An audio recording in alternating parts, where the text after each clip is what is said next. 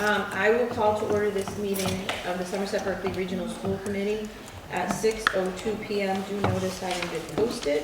Pursuant to the open meeting law, any person may make an audio or video recording of this public meeting or may transmit the meeting through any medium. Attendees are therefore advised that such recordings or transmissions may be made, whether perceived or unperceived, by those present and are deemed acknowledged and permissible.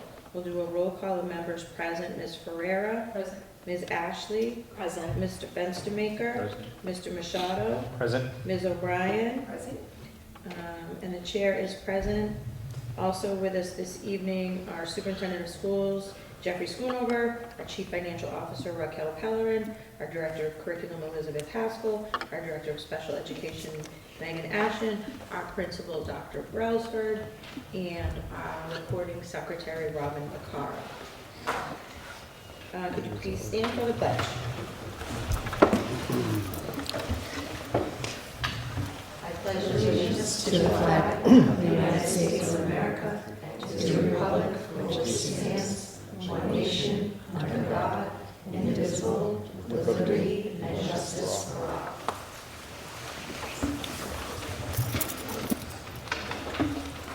Thanks, everyone. Please note that the next regularly scheduled meeting of this committee will be held on Tuesday, December 10th, 2024, at 6 p.m. here in the Somerset Berkley Regional High School Library. The first item on the agenda for this evening was our student rep report, but I think we do not have our student rep, so we can move along.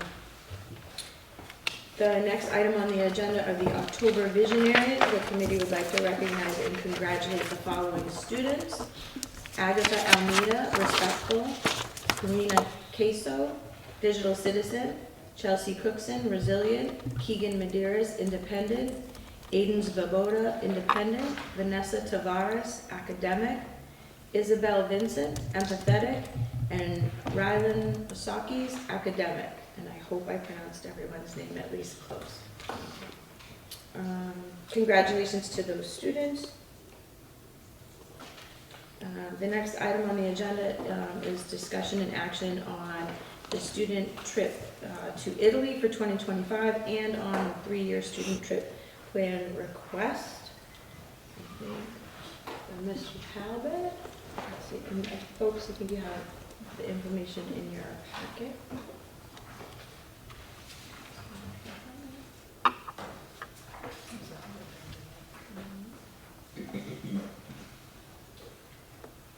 So when we spoke about the Costa Rica trip last year, we talked about the 4-year plan. So when we decided, when we presented next year's trip to Italy, we were going to put forward our 3 other trips so we could get those locked in, and with the hopes that we could start attracting students from 8th grade on up and start, the savings process and fundraising process, which always tends to be a concern, both of parents of children going on the trip as well as, school committee members. So the first couple of slides, I know we've been here a couple of times, and you guys that have been around have seen some of these slides before, but the company that we are still working with is ACIS. This would be, we're going on our second trip with them, continuous from last year to this year, and then that's also the travel company we used to travel with in the early 2000s. So ideally, in school year 26, we're looking at the Cradle of the Renaissance. That's dealing with Italy. School year 27, we're looking at culture exposure and immersion of France, Germany, and Switzerland. School year 28, we're looking at World War II, walk through history. That's going to combine both parts of England as well as France. And then school year 29, we're looking at language and immersion, again, in Spain and Portugal. Now, the reason why that we chose the trips that we did was school year 26 comes off of our last student survey. So the current juniors and seniors, when they were underclassmen, they were part of the surveys that we did, that we came across with the different trips, including the Iberian voyage that we did last year. What we did was we sent out a new set of student survey interests. We hit both 8th graders in the middle school as well, for Berkley Middle as well as Somerset Middle, and then we went on up to the years of graduation that would be able to attend the trip. So the trips that we just presented on the last slide kind of reflects the what the students wanted. And then even though that there was some closeness with some of the trips, we kind of incorporated those places with trips that, so for example, we'll talk about it. Can you just go back to the last slide? So for example, for this one right here, France was our #1 choice. So we see France twice, both in school year 27 as well as school year 28. School year 28, the World War II walk through history, we wanted to kind of incorporate some of the social studies classes and content with that, and as far as his request. And this is one where you go from London or England into France through the Loire Valley, D-Day beaches, as well as the cemetery, the D-Day cemetery, which we actually took students on back in 2006. And then the other one that I want to point out, Portugal was our third highest, and then we had Germany as well as below that was Ireland. So one of the things that we were looking at is, you know, again, accommodating all higher choice ones. And what was interesting, even though that we put out different countries in the comments, students could suggest like places that they wanted to go to. A big place that they were interested in was the Azores, but right now the Azores, you can do STEM trips to the Azores, but the availability of the trips and bringing over there, we weren't comfortable bringing that to the table yet because we're still looking for some refinement with the trips itself and you know what you could do there. So all those trips that we have that we're proposing you tonight is based off the student data. So going to the next slide, we'll look at the Italy trip for next year. So the name of the trip is Bella Italia. We fly, that would be April vacation. And even though we prefer the February vacation, we lucked out with the weather last year in Spain and Portugal. You tend to see cheaper prices for the February tours. And when we asked the students about their preference with when they want to travel, a lot of them chose April as the biggest one, with the second one coming in was February. But February tends to give us a little cheaper prices. You're still going to the same places. We're not doing a lot of water activities. It's not, you know, really, you know, stopping us from doing much. So in this case here, we fly into Rome. We work our way up towards Venice, and then we'll leave from Venice. And with that, can you just switch? Next one. So these are the major things that we were looking at. As we go up towards the northwestern coast of the Mediterranean, they'll be able to see Rome, they'll be able to see St. Peter's Basilica, the Florence tour with the Il Duomo there, the Colosseums, you know, the major Rome attractions for any of our students taking our Latin that we offer on virtual high school, and then on up towards ending in Florence. In the meantime, you have a cooking lesson, and you also have the arts in the glass blowing. As well as the gelato tasting. Yes. But if anyone's been to Italy, this is, you know, your typical spots if you try to do a quick trip into Italy without getting to little towns. Rome, Florence, and Venice is pretty much where people and students go. And then a lot of students end up later studying in Florence. I know at least one student, a former SB student, is in Italy right now. And I know another one who graduated a couple years back, and he did the culinary a little up more north in Italy. So We actually had one of our Berkley students that she went on the Galapagos trip, and because of that travel experience, she went and did a study abroad in Italy and ended up back there, I believe for grad school or after. So that's the Italy trip. The next one that we have here is the Paris, Switzerland, and Munich. We're looking at February, April vacation. We do have some tentative pricings for those, but again, we would be looking more towards February of 2027. Same thing here, we're flying into Paris.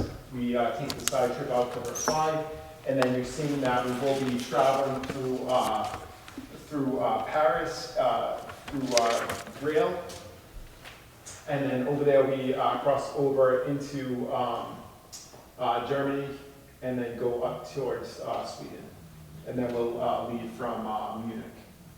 Switzerland. Yep. I'm sorry, yes. So like if you saw the movie Monuments Men, we will be seeing some of the salt mines that were shown in that movie. Boat ride on the Seine, visit to the Tour Eiffel, the Louvre, Versailles, and then as we move into Germany, you're going to see some of the footprint that the European history curriculum classes cover. So in 2018, we have the World War II in depth. Again, we fly into London, and then we'll take the shuttle ferry across the English Channel into France, go to the D-Day beaches, the National Cemetery out there, drive down into Paris, and then this one here, you see that we're going to be traveling, instead of using the railroads, we're going to be traveling flight to kind of save on time and give the students more exposure in the different countries.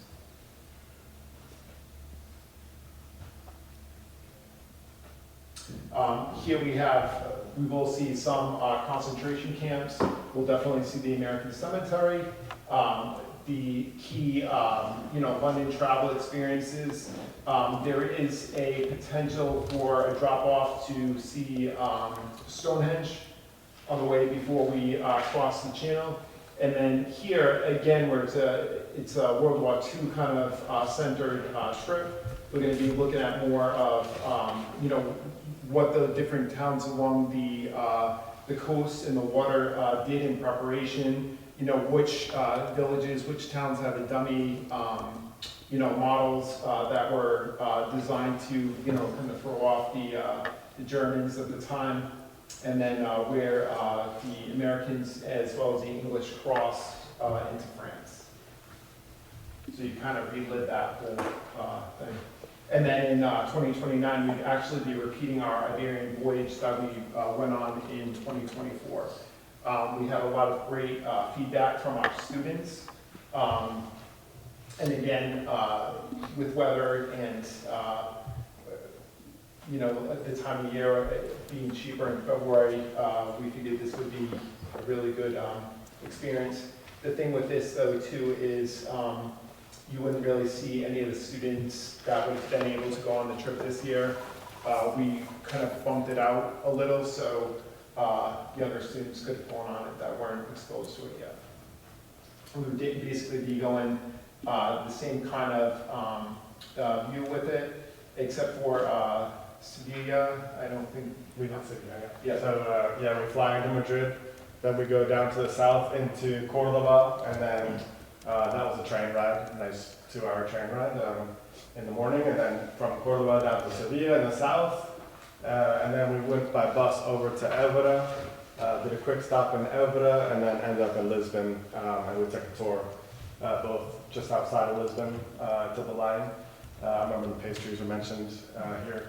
And then we also got to go to Sintra too. So that was a really packed trip with a lot of great experiences for the kids. Oops, I kind of just summarized, but one of the favorite events of myself, I'm not very much of an artist, but we did get to go to a tile museum. It's like a world famous tile museum. And we all got to leave there with our own tiles. They put them in the kiln. We picked them up the next day. Made our way. We also got to do the flamenco, which was, we all had to volunteer to do it, so we were not allowed to say no to the flamenco.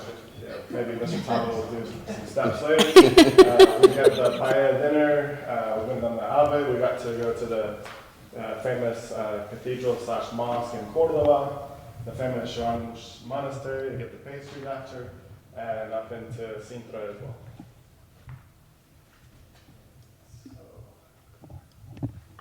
And then we just included, again, the students will be taking a class with us here at the high school, get a 1 credit class.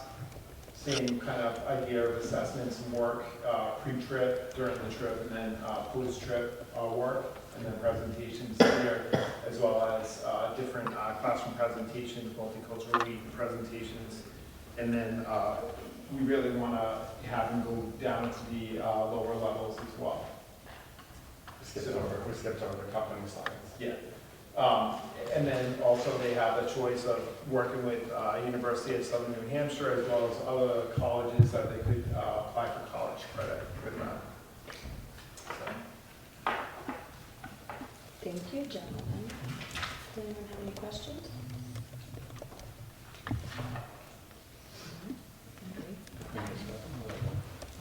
I just have one question, and I always like to ask this one. How do you account for people lower income that may be interested in the program? So Have the, you know, with us trying to do the 4-year program, kind of like what I said at the beginning of the presentation, the savings can be there and then hopefully the locking in of prices. But this company does offer some financial hardship travel scholarships. And then the hope is more for giving them like a time. So like our 8th graders that, you know, might be interested coming on up, you know, locking prices in or locking in the trip and then working, you know, 3 years to kind of help save. At this point, we don't have any financial scholarships or anybody in the community that's offering anything, but, you know, how we've tackled this problem before is we offer like what's out there and, you know, if people can afford it and can go, you know, it's always a hard question because you can never really truly answer it because, you know, it's you either can go or you can't.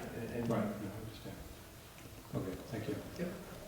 But I also think from a parent perspective, like putting out the 4-year plan, because I don't know too many people that can afford all 4 trips, but if you know the 4-year plan of your child coming into the high school, you and your family can kind of discuss, okay, which ones are we most interested in and plan accordingly. Whereas up to this point, we've kind of been doing it year by year, and it kind of just comes up. And so you at least have the, okay, I want to go on the 28 trip, you know, the World War II trip. That's the one my family wants. So you can start kind of planning for that. And if we lock in the prices, you know what the price is going to be.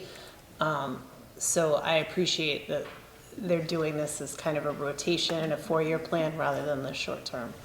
And we also want to point out too, these are all European tours.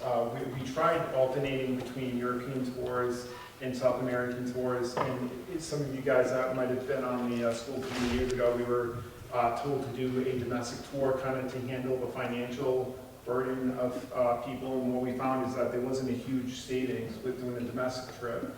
And we just didn't get the numbers for it.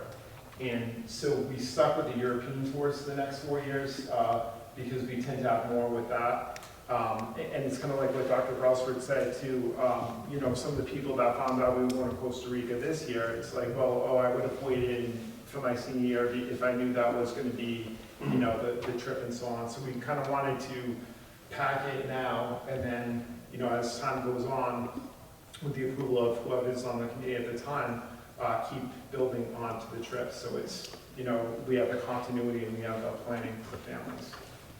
Thank you. Any other questions? Okay, in that case then, let's do this in 2 parts. First, I would entertain a motion to approve the trip to Italy for April 17th through 25th, 2025, so this year's trip. So moved. Second. A motion by Ms. Ashley, seconded by Ms. O'Brien. Anything on discussion? Hearing none. All those in favor? Aye. Opposed? So voted.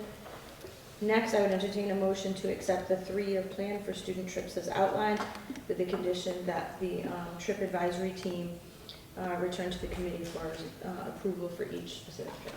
Okay, so just for clarification, so we'll come back every year, so, because one of the things I wanted to say before you voted is just to have some leeway with, like, we might have to reschedule trips, or depending on, you know, global, you know, atmosphere and stuff, but then also, like, if we could find cheaper trips that, instead of like the ones that we presented, but like if we could find something cheaper that might hit the same things, you know, we want some of that, but if we're gonna be coming back every year, that's fine. Yeah, I think having the plan is smart, so people know, but I think obviously if things change in the world, or you get a better deal, and 2 years down the line, many of us may not be sitting here, I think. All right, and just for clarification, is it gonna be okay to advertise these trips, or should we just do it year by year? Do you want it a year by year? Like how? I would advertise them as tentative Okay. trips until there's an official vote annually. That would be my recommendation. And when we come back in front of the school committee, what kind of presentation would you like? I mean, Would it just be the I think goal, it should- any updated, you know, like, I don't wanna take too much time from your, you know, meetings, but like, I just wanna know, like, Exact What would be travel best? dates, if any of the itinerary, you know, changes. changed. I think primarily, once dates are locked in, changes. That makes sense. If you have any major changes to the travel company you're using, that kind of thing, I think you've worked with them long enough now that I think we all know, you know, you're getting your money's worth, and they're doing a great job, so. And you're doing a great job working with them, so thank you. Take it. Okay, do we have a motion? Madam Chair, may I? Yeah. I think your motion was to approve the trip to Italy. I think you said 2025. 25, they're going to Costa Rica. The Italy trip is 2026. Oh.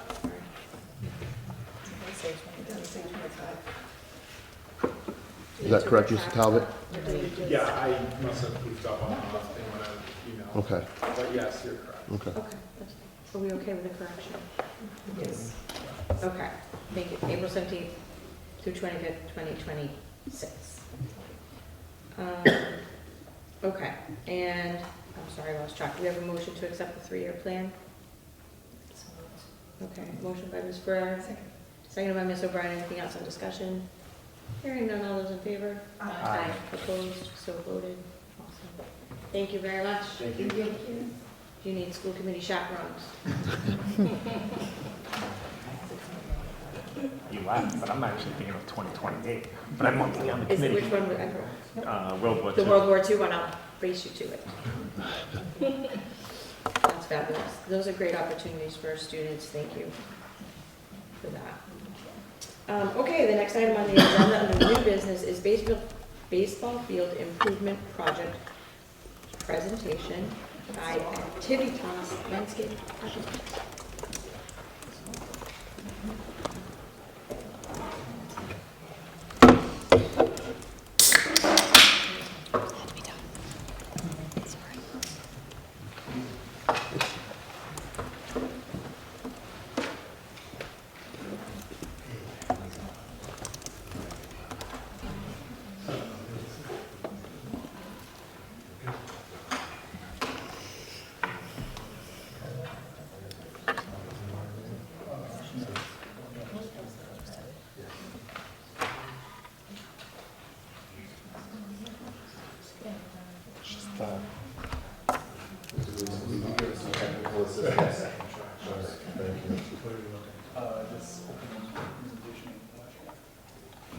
Thank you.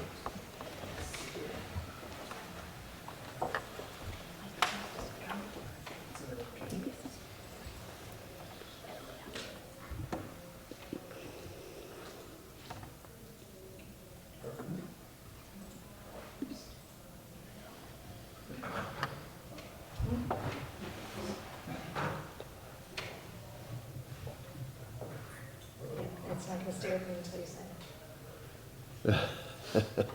Thank you.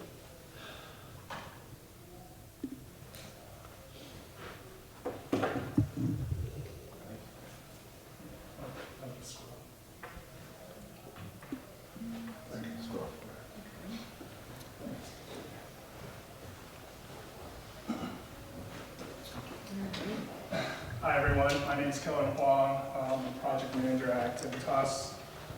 Mark Novak, I'm a design principal at Activitas. We're an athletic and recreational design firm. We're landscape architects and civil engineers. We're lucky enough to be working on the proposed baseball field renovations and potentially some other renovations that will be present. In this presentation, we'll talk about existing conditions, proposed design, opinion of probable costs, and briefly touch base on schedule. So on the screen here, you're looking at existing conditions. Just right outside these doors is your natural grass athletic fields. So highlighted in the dashed yellow areas are kind of our focus areas.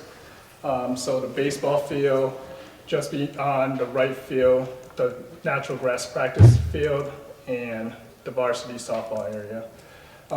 The current concern here is that the natural grass areas have a poor or have a drainage issue. During a storm, the natural grass area is saturated and takes a longer period of time to dry out. And our goal here is to improve upon these areas.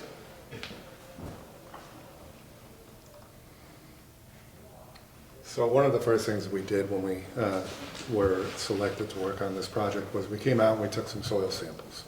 And in addition to the soil samples, we did some test pits in the field. When we did the test pits, we noticed that the soil profile was all saturated, which obviously showed us that you have a bit of a drainage problem out there. The second thing was, and we were surprised to see this, but you actually have almost a 70% sand ratio in the existing soils out there, which is kind of counterintuitive to having a drainage issue. But what we did notice in the test pits is underneath your soil profile is basically dense grade, or the same type of material that you would put under a parking lot. So there's no vertical infiltration capacity through that subsoil material. So in order to improve upon the drainage conditions out there, we're going to have to do some sort of physical drainage within the field, and Kelvin will get into that in a second. One of the things that was recommended here, you can see your organic matter is at about 3.3%. That's good. A little bit better would be 4%, and ideal is about 5%. The challenge with organic matter is it increases the water holding capacity within a turf. It improves your structural integrity of the soil, but I don't think we want to be adding any more water holding capacity to a soil that's already poorly draining. So in the proposed design, what we're going to be doing, in addition to cutting a bunch of drainage trenches and having physical pipes in the ground, allowing that vertical infiltration to hit the pipes and then move out through the stormwater system, is to incorporate about 2 inches of sand over the entire natural grass area, and then we'll till that into the existing soil. So that 69.2% will actually grow, and it'll be closer to what you would see in a sand-based field, which is really a high-end athletic playing surface. The good thing is, you should be done with your drainage issues. The challenge with adding that much sand is that it increases a couple of other things. It increases your soils, it becomes more prone to compaction, so you're going to have to increase your cultural maintenance practices, specifically getting out there and aerating at least twice a year, poking holes in the ground to create voids for air, water, nutrients to get down into the root system. And secondly, with that high of a sand content, you're most likely going to have to increase your irrigation usage, specifically during periods of prolonged drought, in order to maintain a good quality stand of grass. That is something that we are planning on writing into the specifications when we put it out to public bid. For whoever is the contractor that is awarded this project, they'll handle that maintenance, that post-construction maintenance, for the first year and a half after construction of the field. Beyond that, we'll give you a cultural maintenance plan that we would recommend you follow in the future. Any questions with the soil type that we found?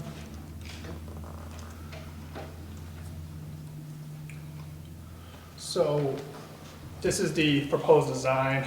Before I get into the drainage trenches, I just want to reveal the entire scope.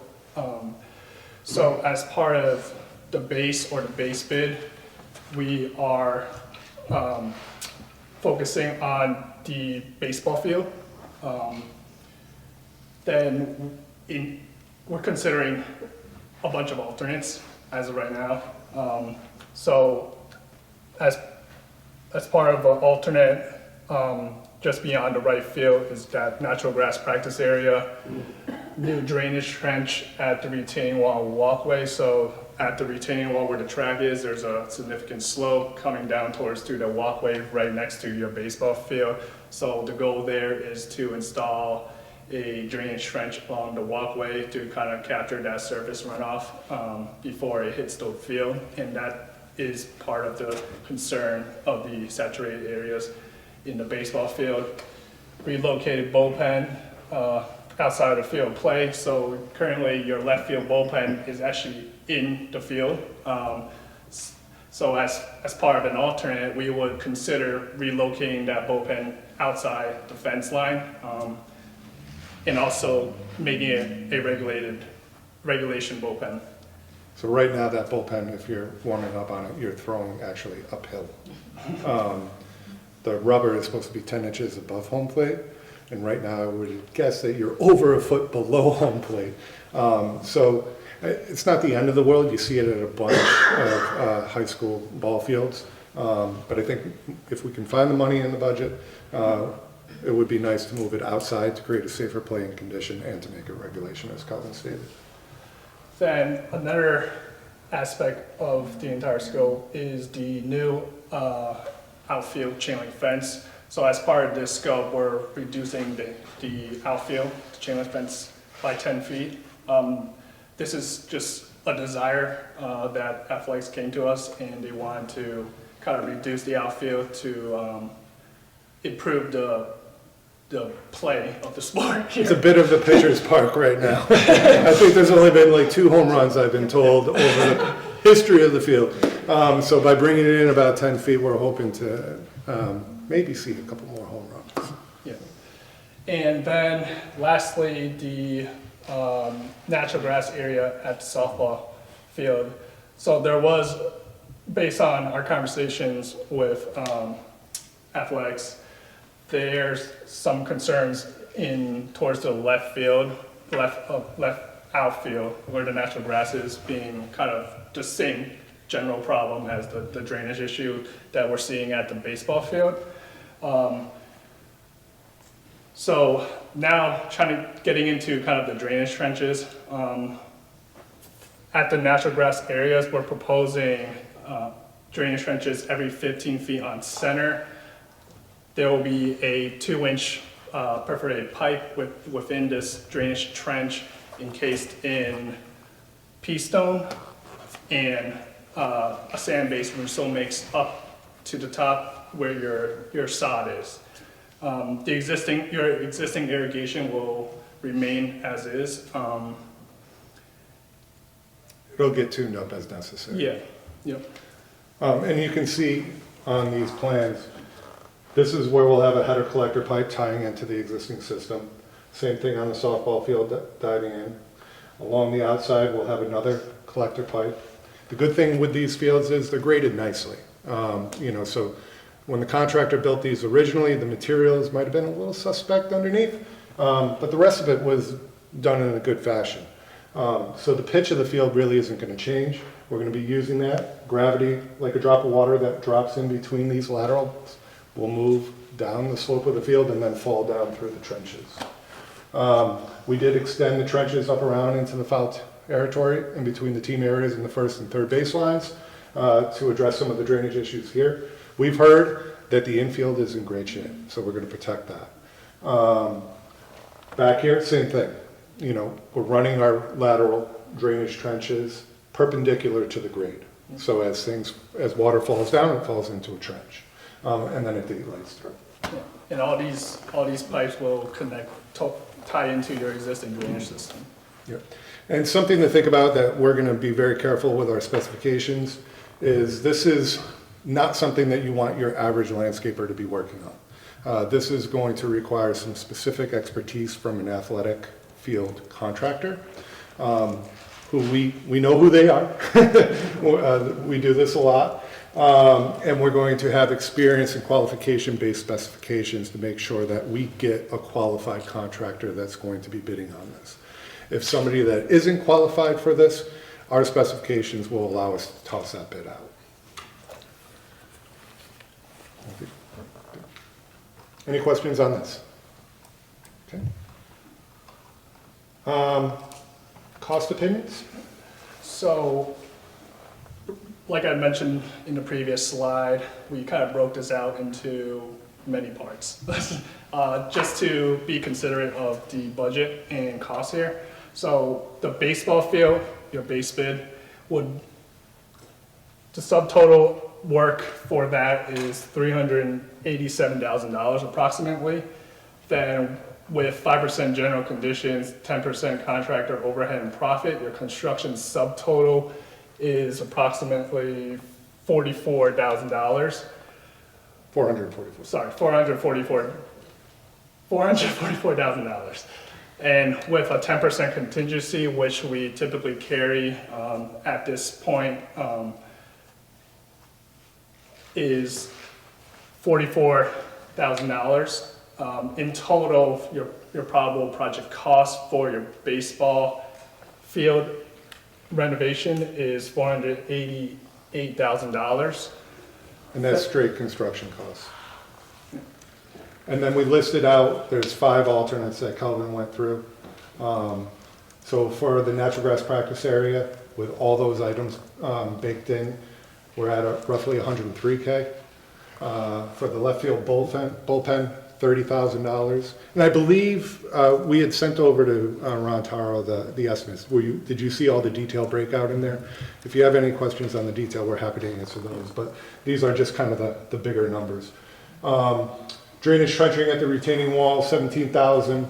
Outfield chain link fence to upgrade that. This number is a little bit different than the number that you saw because we had stopped where the removable fence was, and that actually needed to be carried out. If we move the fence in, it can be permanent fence all the way around, and that's something that we discussed as a team during a previous meeting that would be more ideal rather than have something that comes in and out. That's at $34,000. And then finally, the softball field drainage improvements at roughly $120,000. So if you pile all those together, we're up around almost $800,000. Any questions on the numbers? I think one of the things that we're going to be looking for guidance on over the next month or so before we put this out to bid is how do we want to structure these alternates? Obviously, public procurement laws in Massachusetts don't allow you to pick whatever alternates you want. We gotta do them in order. So whatever is the most important or the biggest priority to the school district in athletics, we should list first, and then so on and so forth. Thoughts or comments on the numbers? This is always the challenging, scary part. All right, keep going. Can I just ask a quick question? Yeah. I'm not really so much concerned about the number. Yep. I'm more concerned about the recurring number of the cultural maintenance. So I was just wondering, what is the maintenance difference in cost going to be yearly? Yeah, so I mean, cultural maintenance right now, and Joe, I don't know if you have an answer to how much you do. I know you guys irrigate. You obviously mow. But I think there's little in terms of fertilization programs and aeration. I know, talking with Mike, they do some aeration, but it's fairly limited. So I think, really that's only going to improve the condition out there if you can, and maintain your investment in the new surface. I think annually, if you had a $10,000 or $15,000 budget, and I know that's a lot of money once you start compounding that over years. But that's gonna go a long way, not only for these fields, but you could also be looking at that for your out front fields. And it's something that you should really consider doing multiple times a year on all that athletic surfaces, especially when they're used as heavily as the fields here. And the other thing you mentioned about irrigation, do we have enough irrigation sprinkler heads currently? Because if we have to water more, or do we already have those in place? It is, yes. Okay. So my understanding is the coverage is fine. It's just the duration of when that system will be on. And, you know, we can go over that with the team as we get through construction and we start ready to bring this field back online. Timing of things and whatnot, you know, obviously we don't want to irrigate in the middle of the day because you're going to lose a lot of it to evaporation immediately. It's early morning hours, but you also have to be careful with that, especially with a new system, because you could set yourself up for various types of pest or fungal diseases like Pythia. Thank you. Any other questions, comments? Okay. And then finally, just the schedule. So really, we're kind of right on track. We're right in this ballpark right now of permitting. So today we wrapped up our permitting application. We have to go and submit to the planning board for a stormwater application because of the amount of disturbed area. It's a formality, really. We've had an initial conversation with them. We've pulled together all our drainage calcs, and hopefully we'll be submitting at the end of this week or early next week. Construction documents, we're targeting the middle of December to put those out on the street. We'll be wrapping those up and then putting the documents out on the street early in the new year. I think getting them out early in the new year is good to get on those specialty contractors' boards. We don't want to wait too far into the winter where their schedules start to build up during the spring, because once we get down into construction, you know, as soon as those school wraps up, we want to get out there and have them be focused on this so we can have it ready for final completion in early to mid-September. One thing question I do have for everyone. We have a permit application form that needs to be signed by both someone from the school and the town, because if I go back to the site plan, there's a property line that runs right through here. This side is owned by the school district and this is owned by the town. So I'm assuming we should have the permit application signed by both. At least that's on GIS. I don't know if that's been updated or. Research that one. Yeah, there was. Yeah. So I mean, I we'll start with the school, and if they push back, then. So is it along the first base line where that's happening? It's along where the property line is? Yeah. On GIS? It's actually along the third base line. It runs right through the parking lot. So like the police station over here is town property. It kind of runs along the side of that. But Okay. who from the school would be the right person to sign the? Nice. If we could get your John Hancock before we leave, that would be great. So that's our little story, yeah. If I may, the wear on this field, do you think this, what is this, like a 10-year-old? I'm not sure how much of that was rebuilt at that time, I don't remember that. It was completely rebuilt, I believe, at least from the information that we received 10 years ago. But you shouldn't have to rebuild another 10 years from now. I think the issues that you're seeing today, and you've seen basically since day one on the construction of the field, are a result of the materials that were used underneath. So it's not the design. The design is fine if the materials below Correct. were correct, then you'd have. Correct. Thank you. You'd be in better shape. Well, Let's yeah, put it that's- that way, yeah. Thank you. If we were to do all of them, are we saying that they could all be done before next season? I think Not so, saying yeah. we're doing all. Yeah. If we were, they would all. No, be next I season. don't see a real problem with that. I think once they're mobilized, Basically, to add on this and this, I mean, this is small work. But to add on this in this area isn't a big challenge. To do all those lateral trenches, it looks like a lot, but there's a very specific machine that does that, where it comes in, it scoops out the dirt, puts in the pipe and the pea-stone all in one motion. It's called a whiz wheel, so that'll be spec'd in our specifications to use that very specific athletic field equipment, as opposed to somebody coming out with a tiny mini excavator and digging. That would take much longer.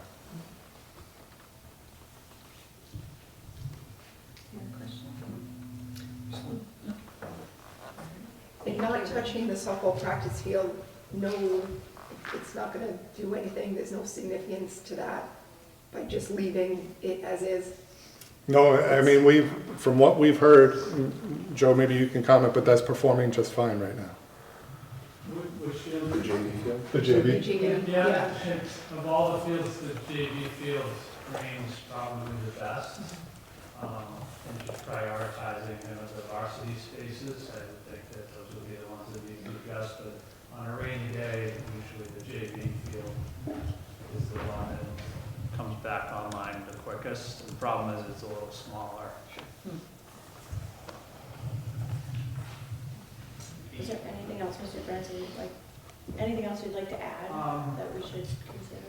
I would, I don't know how you talked about the alternates and that process, but I'd love to see whatever we do to our varsity baseball field be done to the varsity softball field.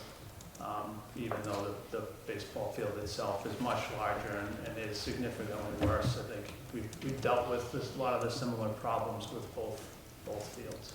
Gender equity is important. Okay. That is probably my number one concern. I'd like to know, when are we going to decide on the alternates?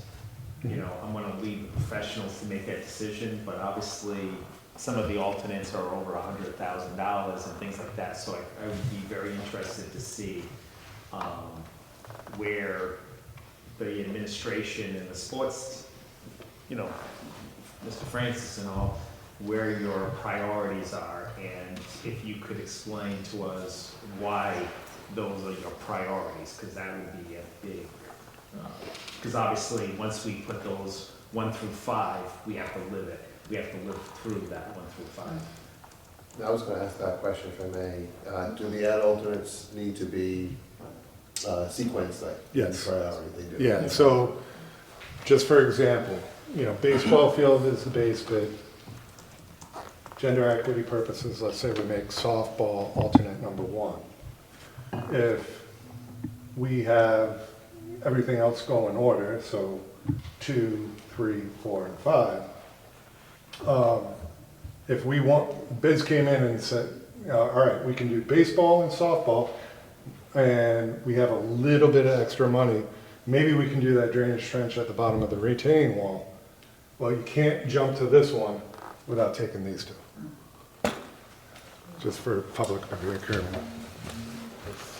I know one of the things that I certainly would want the school committee to consider as well is the practice area for the football field. Because that is, obviously we're going to be talking about the turf field in just a minute, and we've been unable to use that practice area because of the current conditions. And I almost see the fence being connected to that, because if the fence can come in, you say 10 feet? Yep. It opens up the practice area a little bit more. Then if the practice area is also improved, that allows us to utilize that space that we're not currently using, which would minimize the wear and tear on our soccer fields and the turf field. All right, so that's, I think, another important step to take to make sure everything else lasts. So it's just, I think baseball, softball, and that practice area, which only really leaves the bullpen and the retaining wall drainage as the bottom 2. Now, by fixing the baseball fields, will that start to help even without touching the practice fields? I'm assuming it's gonna help somewhat with. Yes, incrementally, absolutely. Just the amount of water that's coming down from first base, kind of all through the outfield, that's going to be reduced. And there is a bit of a low area, a natural low, well, from the previous construction project, there's a bit of a low area or flatter area in here where, you know, water was really collecting. So that will definitely be improved from baseball.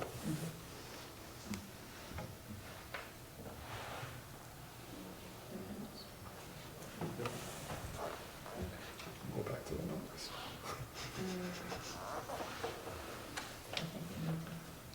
Figure out the order first, right? Do we need to establish the priority order right now? Okay. It sounds, or it sounds. I'd love it if you did, that would be great. It sounds like maybe we can, so Yeah. maybe we can Kind of do that is, time schedule. I think Yeah. he was implying we should get moving. Yeah. So I'm gonna, I'll repeat what I think I heard as a suggestion. So baseball field, softball field, the practice area with the fencing. Yeah. And I don't know about the order of bullpen and retaining wall, but I would put the retaining wall before the bullpen, only because it's half the price of the bullpen. So it's not that far of a leap. If you have a decent amount of money left over, then it's not that far of a leap. Actually, let's reverse that. I think from a facility standpoint and a playability standpoint, we're adding a lot of drainage into your baseball field. So the water coming out of that wall should be addressed in what we're designing in the field. So let's put the bullpen as number 4, because I do think that's a safety issue, 1, and 2, it's non-regulation. So we should do our best to make things regulation. so that's ahead of the chain link fence being moved. No, so I think this is the order. Okay. Baseball field, softball field,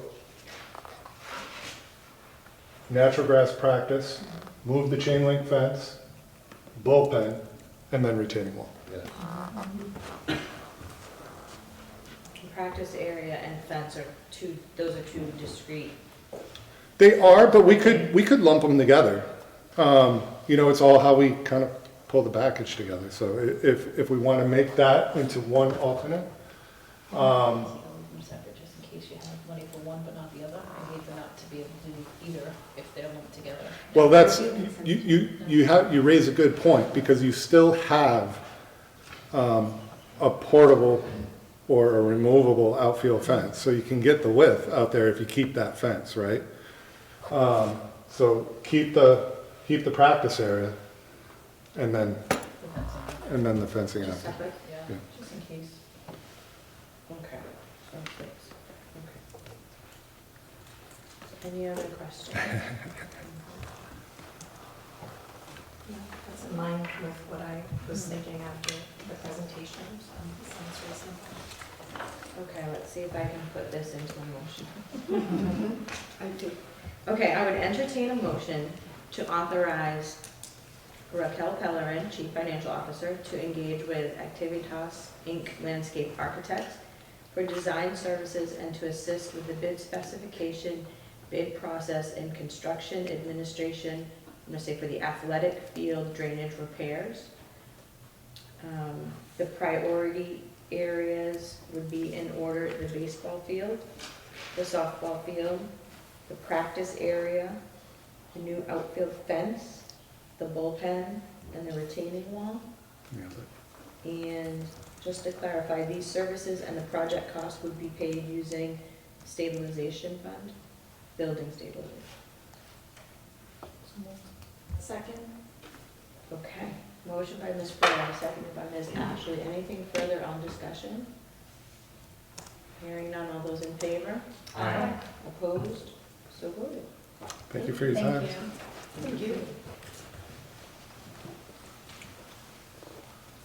I don't know. I'm assuming this would put these fields out of commission for the summer. What use they get from, you take that use. Thank you. I don't know if they get used by town or rec or, no. The Legion hasn't used it the last couple of summers, right? Okay. Great. Be an excellent time with all in place. Okay, fabulous. Thank you. Okay. While we're fixing things. The next item on the agenda, under capital plan discussion, would be the turf and track replacement. We're going to discuss and act on the engagement of landscape architect for design services and assistance with the bid process. Okay, I sent you the assessment that was completed by Replay, which I think they just confirmed what we all suspected, and that the field is essentially reaching end of life. It was, we've had 12 seasons, fall seasons anyway, on that field, and after the fall season is done, we still have some competitions there, lacrosse in the spring, starting last year, but it does get used less from here on, after the football season ends.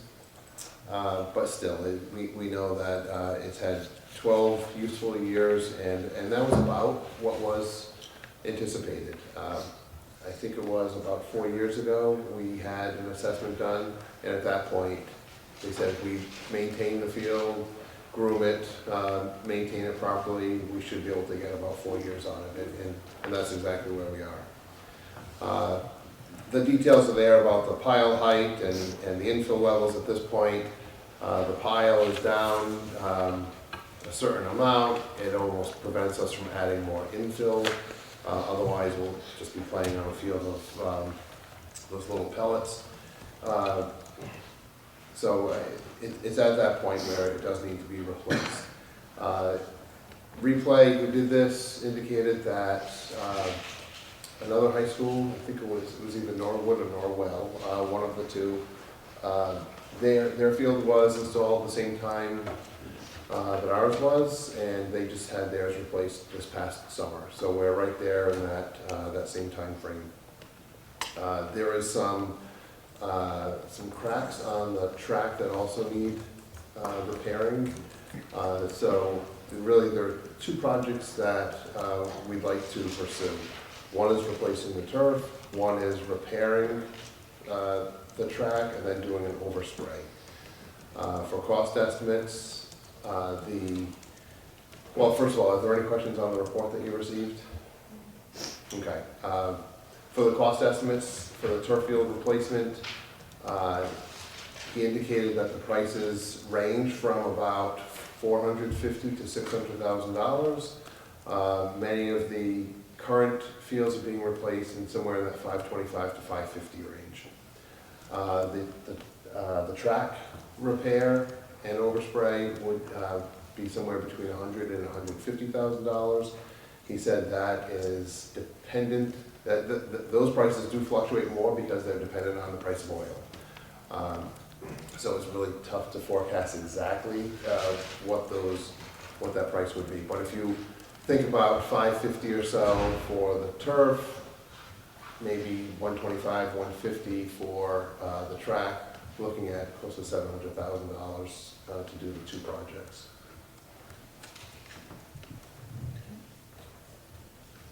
Does anyone have questions? It's an expensive night. We had to give the money back a few years ago. But I think we are pretty much at our caps for E&D, right? And our stabilization balance is, About 686. Yeah. And we also have, for that, the previous discussion, we would utilize the $350,000 that we have remaining in that bond account. And so we would apply that to the baseball field, 686 stabilization, and then it's close to $1 million or so in E&D. so I just want to clarify, so there's about $350 left in the bond. Mm-hmm. We would apply that to the baseball field because it has to be, because of the length of the use. Correct. And then the remainder of that cost would come from stabilization. And then for the turf and track project, we would use a combination of E&D and stabilization, which would drain it a significant amount, but it would allow us the opportunity to do what we know needs to happen without going back to the other town for more, which I think, given the current climate, would be, and that's what it's there for. Right? Okay. Does anyone have any questions about that project or funding financing project?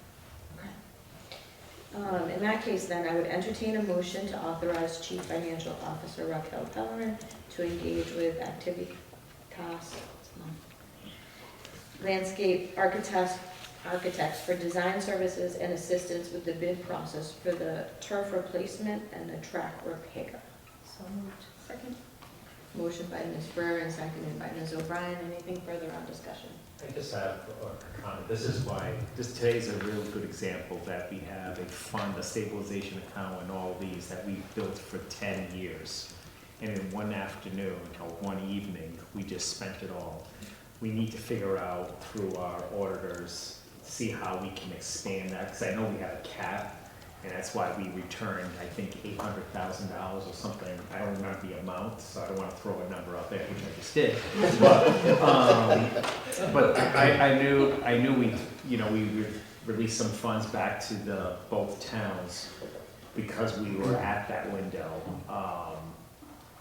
But as today being an example of one afternoon or one evening, we spent it all. I'm just wondering, how can we create a capital plan other than a stabilization account? And it's something that we talked to our auditors about, and I don't know if we ever got a response back yet. If we did, I probably missed it. So, but it's definitely something that we must really look into, because next year or in 5 to 10 years, we're gonna have, let's just say 20 years. We're gonna need roofs, we're gonna need other things, so.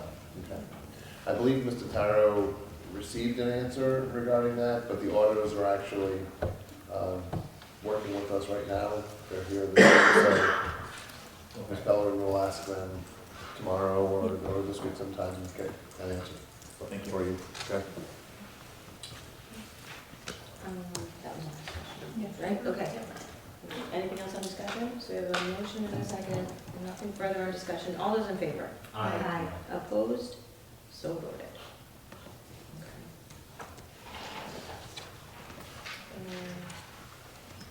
Okay, the next item on the agenda under business and financial statements is the October FinStat. Okay. As we continue to finalize one, the auditors are on site, so there are some slight adjustments with prepayment of special education. As soon as they're completed their field work, we'll bring you back preliminary figures. We also have tonight an adjustment from our contingency fund to our salary line items that we spoke about. So those will be adjusted as well. And I just wanted to point out, due to a timing for our debt service payment, you may see that those line items are in a deficit. They're actually not. It's the timing of the reduction of the encumbrance versus the paying of the bills.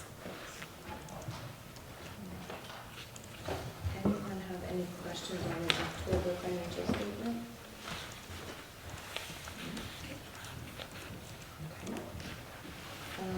Okay. Thank you.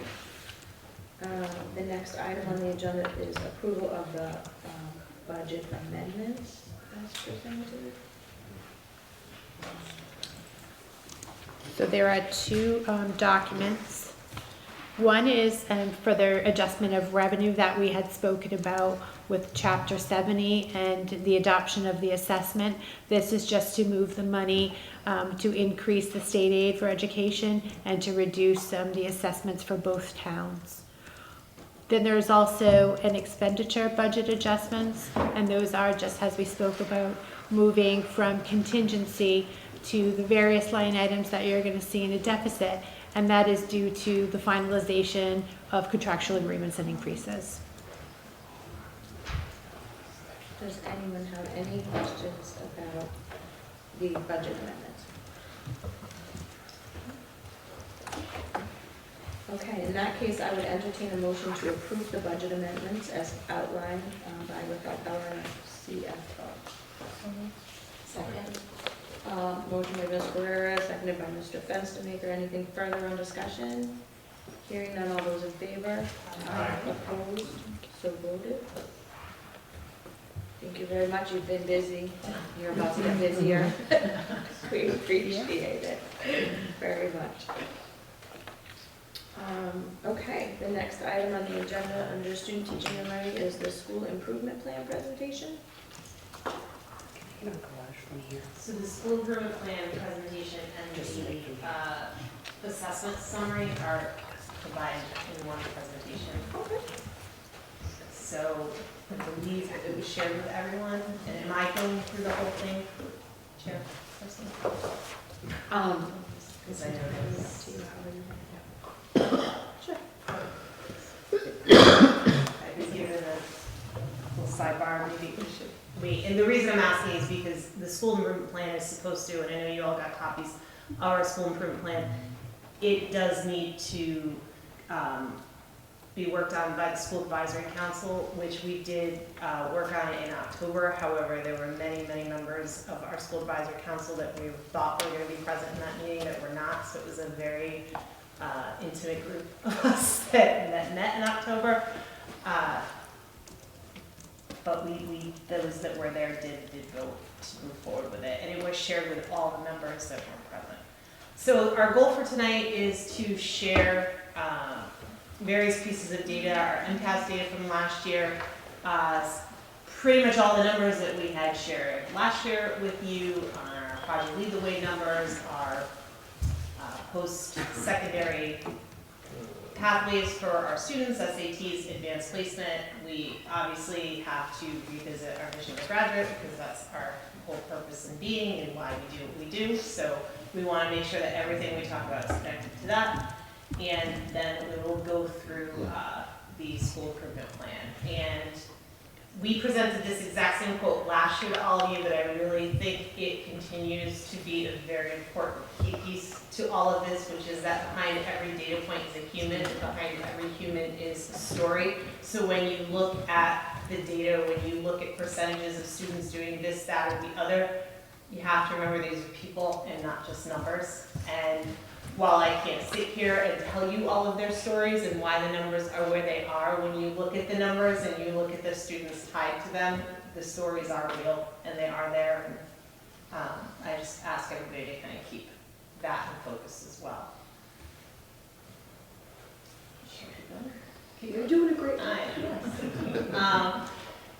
These priorities haven't changed for our district, so these are how we prioritize things when we look at things like our school improvement plan and our data. So it's obviously critical importance. The number one thing is always to make sure that we maintain the overall wellness and the social emotional health of all our students, families, and educators. We want to make sure we're structured in what we're doing in our classrooms, but also flexible to meet the differentiated needs of our students. We want to make sure that we have a rigorous, strong, grade-appropriate instruction and assessment strategies in our classes, but we want to make sure that we have those just in time when I need supports in place for students when they need it. And we always, as all of us do, as we would be here, a huge commitment to the learning for all of our students. If you live in Somerset, Berkley, you know what RAIDER stands for. It's a graduation requirement. You have to know what it stands for before you leave. But we are resilient, academic, independent, digital citizens, empathetic, and respectful. And I think with all of there used to be kind of a running joke with the students as to what does digital citizen mean, but I think all of the talk lately about AI, and we're having some significant conversations within our classes with our students and our faculty right now around that. So that's really, while that was kind of the back burner one that everyone kind of joked about, what does that mean? It's really risen, I think, to the top of the conversation, which is really interesting. It is, I'm sorry. Okay, so as we do, we're going to share out the MCAS data. Our MCAS data is not the be-all and the end-all, but it is the measure that is very public And we're taking a look at how we change, how we shift, and then we're going to actually transition into our school improvement plan because we're constantly using the data to inform how we move forward and what's in the best interest of our students. So we're going to start with our ELA data. We do share on the left-hand side is the 2023 data, on the right-hand side is the 2024 data. Under each of those headings, you'll also see the various levels, which are exceeding expectations, meeting expectations, partially meeting expectations, not meeting expectations, and then down at the bottom you'll see the scaled score.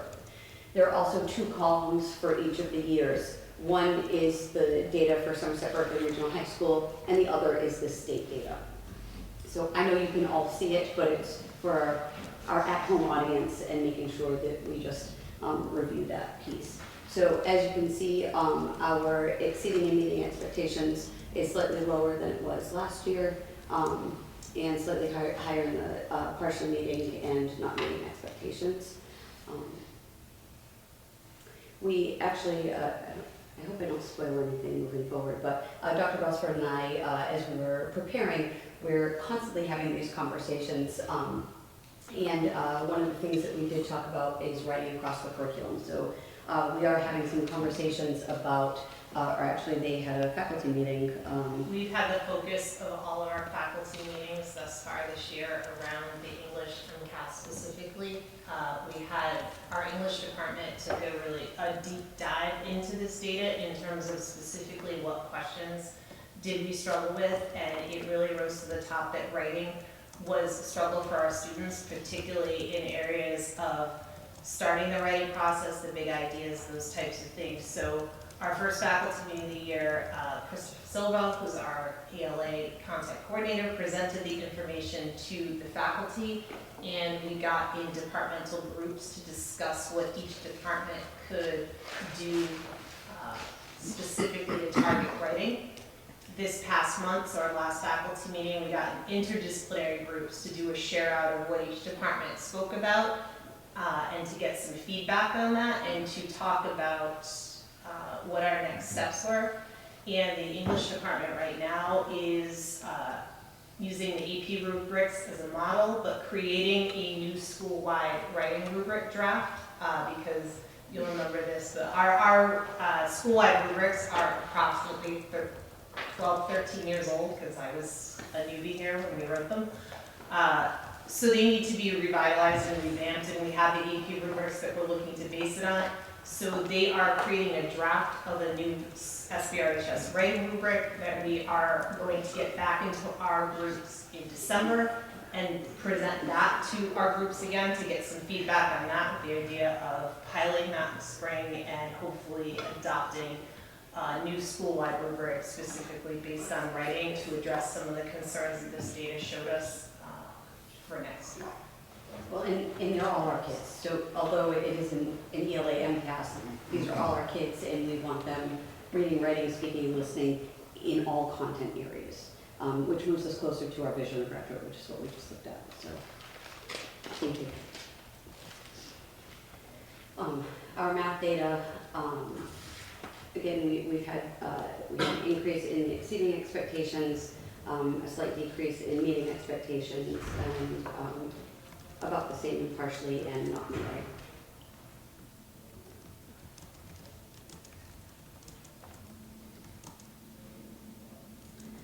So our science, again, just a reminder, we do physics first, and so our science data is the physics MCAS, and our freshmen take the physics MCAS. So it is for 2024 that it's being reported, but it was from the previous year because the freshmen took it, and the data that they share is for sophomores. Just a reminder, yes. Just a reminder. And so you can again see we did increase in both the exceeding and meeting expectations, and then a slight decrease in the partially and not meeting expectations, which is the direction we like to go. Can I ask a question? For the state average, is that the state average for students who also took the physics exam, or is that just all the sciences lumped together in an average that, you know, it's all the subjects? Yeah, okay, that's what I thought. So it's a little less meaningful, right? But, okay, thank you. And you have schools all over the state that do this, some do freshmen and some do sophomore.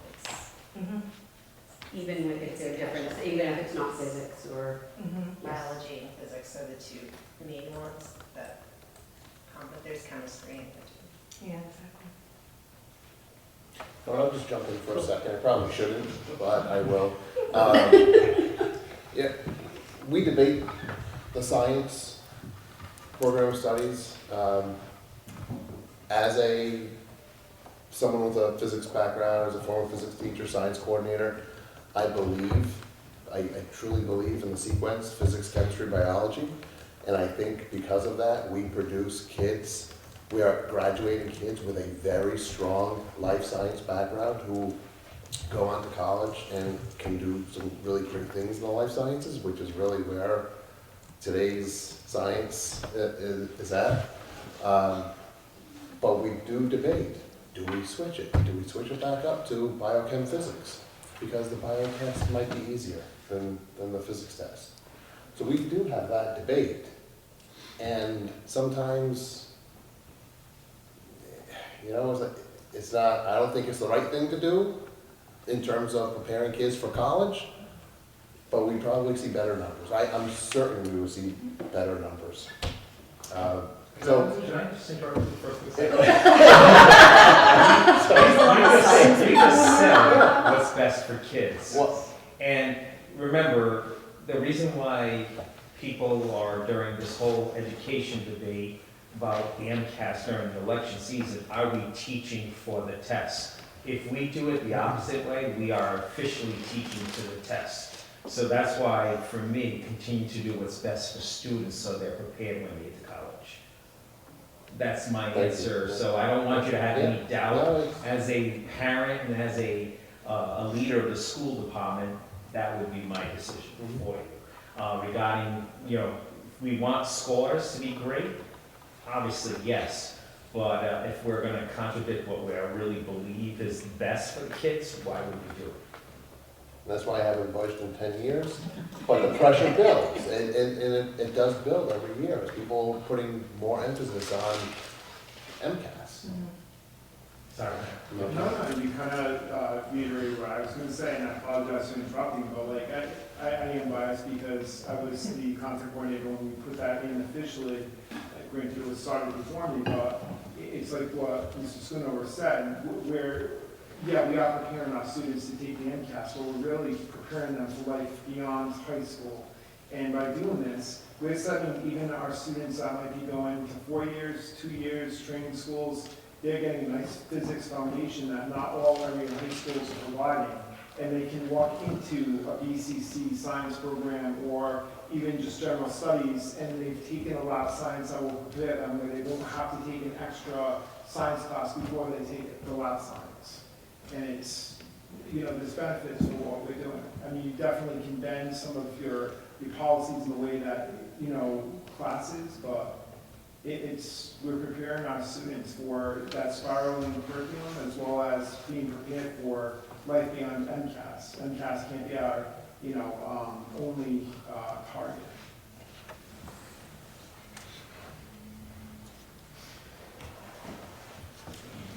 So we also included some additional information. On the far left-hand side is the enrollment, and you can see going across the years, we have spanned from the 2021-2022 school year through this year. You'll see some of the pieces are TBA, to be announced because they're not out yet. And some of the data that we included are really our, well, let me share them and then we'll tell you a little bit about what our thinking was. We've got our dual enrollment numbers, our internships. The PLTW is Project Lead the Way, so those are our advanced courses in both biomedical science and computer science, and those are also our innovation pathways. Virtual high school, we included this year. And we'll tell you a little bit about why. On the far right-hand side, you'll see from last year and this year, there's a cap of 15 students, which we have maxed out the last 2 years. And those are the numbers of students who are taking advanced placement in virtual high school. So that we thought that that was an important inclusion for this year as we're looking at our Project Lead the Way courses, our AP courses in VHS, and then down at the bottom, that will be our transition to the advanced placement data and those numbers. We also have our students who attend 2-year colleges, 4-year colleges, trade school, and that was, it required a little bit of digging this year because the company that houses the data was sold, and so Dr. Brelsford was able to work with the team today and locate that data. And then, of course, our SAT scores, which, again, in preparing this, Dr. Brelsford and Mr. Schoonover and I were talking about SATs and looking at the numbers also of students who take SATs now as compared to, we actually went all the way back to look pre-COVID. A lot of colleges are no longer requiring SAT scores, and so it was just, again, another interesting conversation that sparks a lot of that when we have the opportunity to present.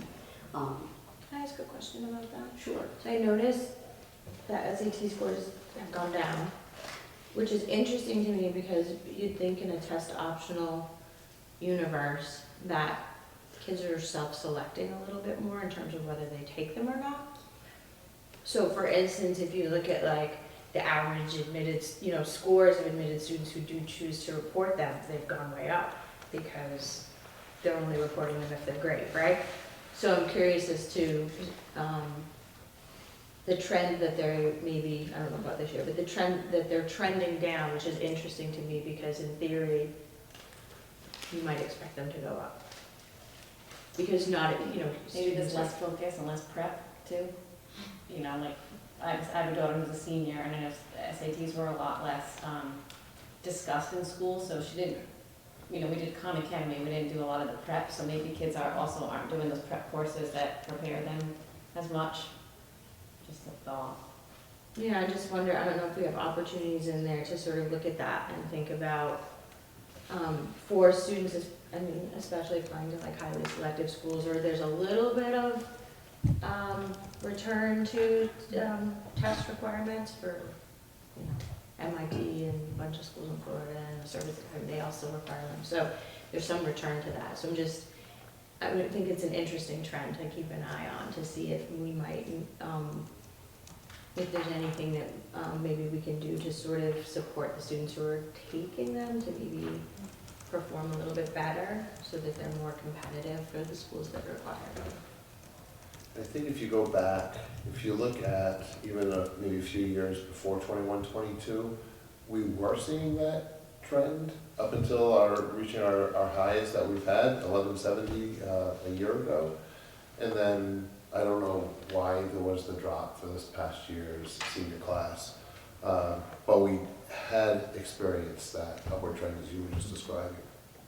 So maybe the 23-24 is an anomaly. We'll have to see what happens this year, but yeah. Just something to watch.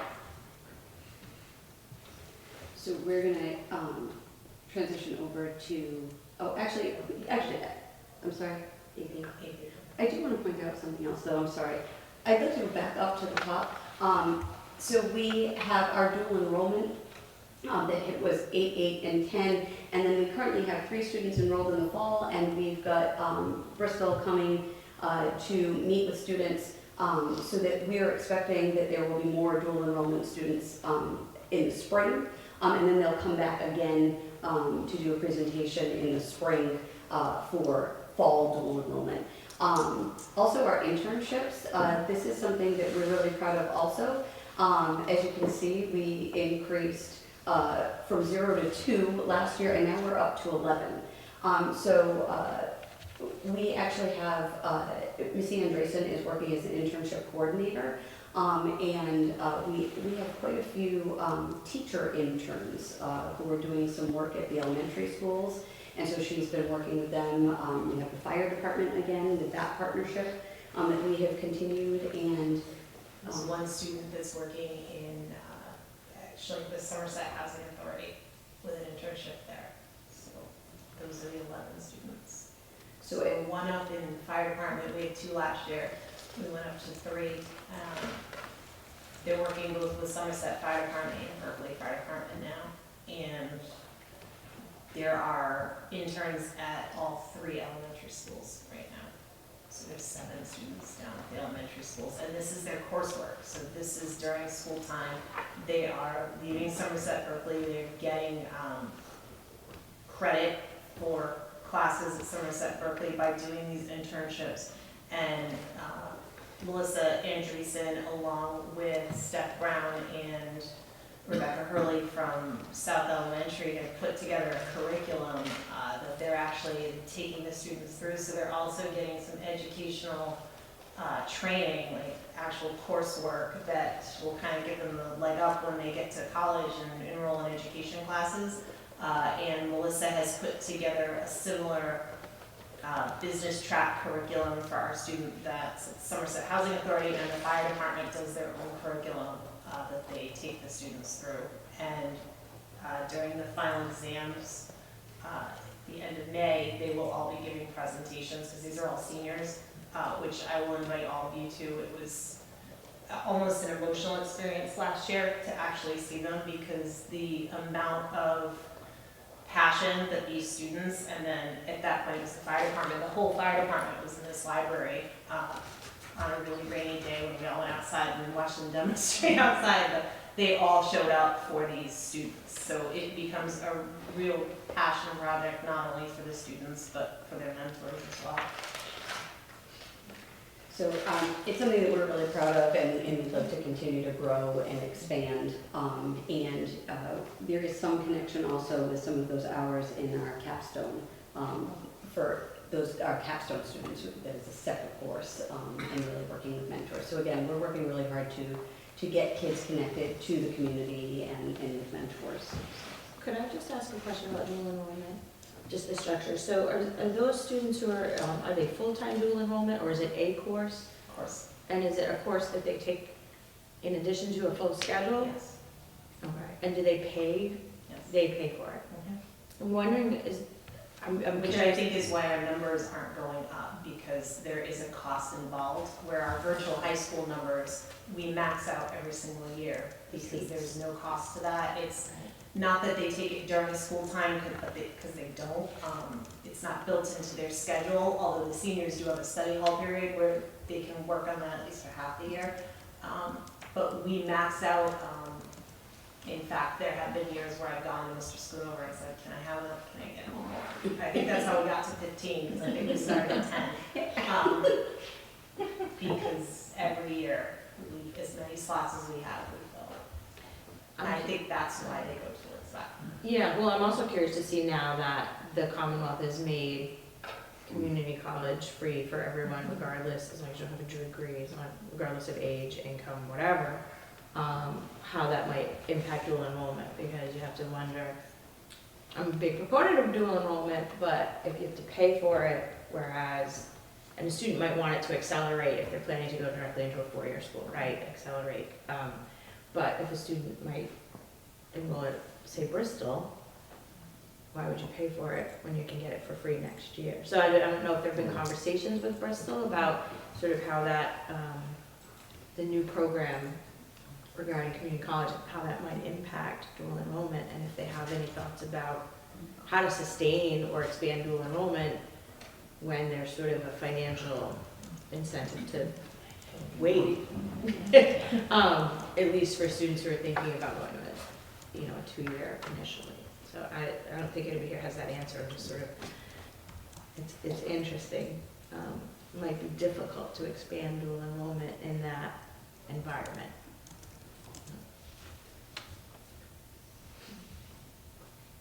Anyone have any other questions? Okay. So here's our advanced placement enrollment and performance. Again, as you can see on the left-hand side, we have the total numbers of AP students from 2020 through 2024. On the number of exams that were taken, the AP students with scores with a 3 or above, and then the percent of total AP students with scores of 3 and above.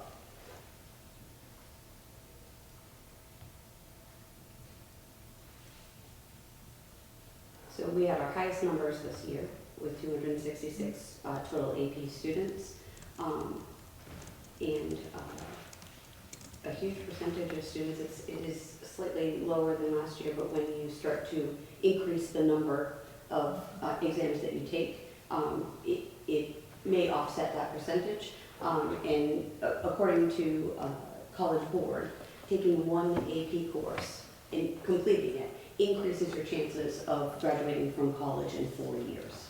So the benefit is still really high, no matter what the score is. It doesn't have to be a 3 or above. Any score, just taking that one AP course. And For the second year in a row, we have the honor of making the College Board honor roll for advanced placement coursework, and we hit, for the second year in a row, the silver category. But when you look at our data, which what you'll see there is there's 4 levels: bronze, silver, gold, and platinum. And what you see under the 4 colors is what College Board says you need to hit in percentage of students to hit that achievement level. So college culture is the percent of students who experience one AP course before graduating at all. So we are in the 52% of our students that did that hit that, which put us in the silver category.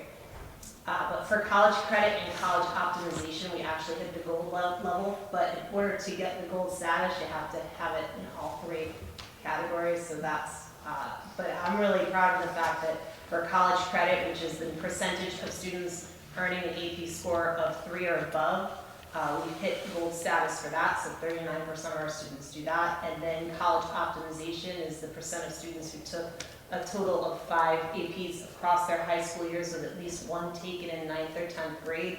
And I'm sure you all know we have our US history program where the students take it their sophomore year. We are at 14%, which almost puts us at the platinum level for that, if you see it by the College Board criteria. So again, for the second year, we have hit silver status. And again, this prompted a conversation about, well, how do we get to gold, right? Like it's that constant, you know, these are our constant conversations. You know, how would we do that? What would we need to offer? How do we make it more appealing to maybe some of the sophomores? And so because it just becomes our kind of natural. We talked about that, but also you do want to keep in mind the fact that our Project Lead the Way classes don't fall into this, and yet we, at our school, we do consider that advanced coursework, and we consider that AP level like we would this, but that 100 and some students from the previous slide, some of them may fall into this, some of them may be in both categories, but they don't all. There are some kids that take Project Lead the Way and don't take it in AP class. I think that's just important to cultivate that too, because that hands-on experience, particularly in the area of biomedical and computer science, is really, really important as well. So it's just important to keep that in mind when you see 52%. And when we looked at this, we didn't really have time to deep dive into that number, but I'd like to just between the 2 programs where we fall. Plus the dual enrollment, plus the VHS. So the VHS ones would fall in there because the AP classes do count towards our numbers. Well, there's only 24 hours in a day. So, you know, and there's only, and really also with a high school schedule, right? Like it's, there's only so many slots for, you know, you've got your requirements, you've got your graduation requirements, and there's only so much time. So you start to run out. I'm not sure if you mentioned this, but Project Lead the Way, there are some colleges that award college credit like AP for taking those classes. If you said that, I apologize for repeating. Has there been conversation about maybe opening up a couple of the, for lack of a better word, like entry-level AP courses, like some would argue computer science principles or even AP Psych, to like say sophomores, because right now they're not allowed to take those, right? It's not that they're not allowed to, a lot of them don't. We've had some anomalies that have, but it's not. But it's not. It's not the general path that most students take, and we have some significant significant conversations to make sure that like, why they're taking that versus something else, because you know, there's the world language requirements for colleges and stuff that we also try to fit everything in. There's only 7 classes, so you know, and that's why we open up the graduation requirements so that those types of pathways could happen. So it's not that they can't, but a lot of times they don't because they're trying to do other things first.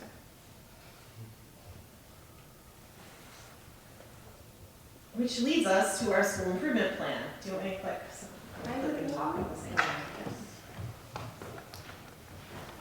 So school improvement plan has to follow, should follow, I suppose maybe it doesn't have to, but should follow the strategic plan, so the district goals, which have not changed from last year, so I'm not going to bore anybody with reading all of these, but just a reminder that these are the district goals.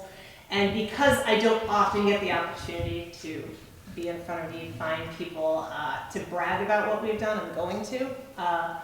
So last year, our 23-24 goals, I just want to remind everybody that our goals for last year were to develop and implement an engaging curriculum, focus on college, career, post-secondary life readiness. Goal 2 was to reevaluate our graduation credits, scheduling, counseling services, and to increase opportunities for student, teacher, family, and community partnerships. So last year when I was here at this time, I said that for goal number 1, we were going to create and we were going to model and implement professional development pathways. I'm happy to report that we're in year 2 of this, and teachers are no longer asking me what we're doing on professional development days because they were tired of me last year saying, go to the plan, because we're not changing the plan, this is the plan.